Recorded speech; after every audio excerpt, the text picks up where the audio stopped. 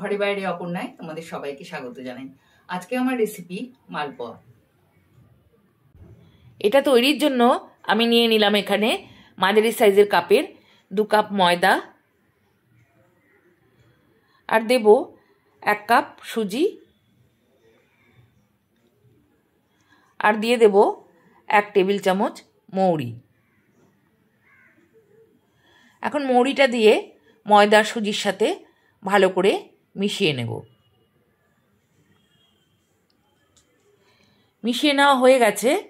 এখন আমি এর মধ্যে দিয়ে দেব বড় কাপের 1 কাপ দুধ।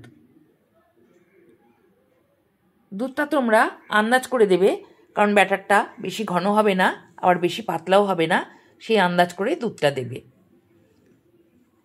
এখন আমি এটা মিশিয়ে নিয়ে দিয়ে দিলাম অল্প একটু নুন, আর এর মধ্যে দেব আমি একটুখানি খাবার সোডা। এখন আমি হাত দিয়ে ভালো করে ব্যাটারটাকে তৈরি করে নেব।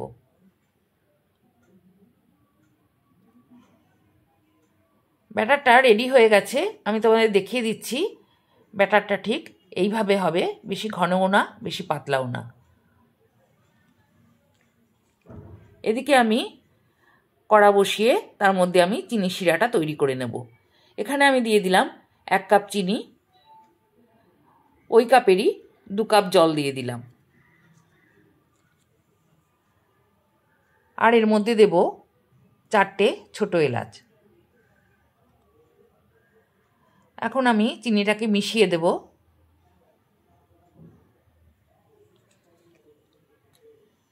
চিনিটা খানিকক্ষণ ফুটিয়ে নেব।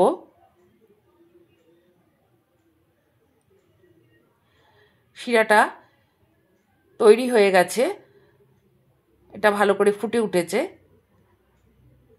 এটা একটু পাতলাই থাকবে, বেশি ঘন হলে কিন্তু রসটা ভেতরে ঢুকবে না।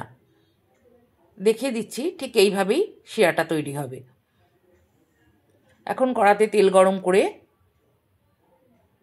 আমি মালপোয়াগুলো ভেজে নেব।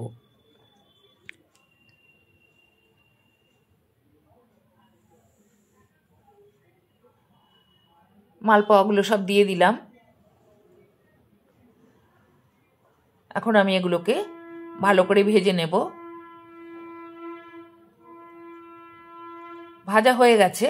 এখন এগুলোকে তুলে আমি চিনি শিরার মধ্যে দিয়ে দেব।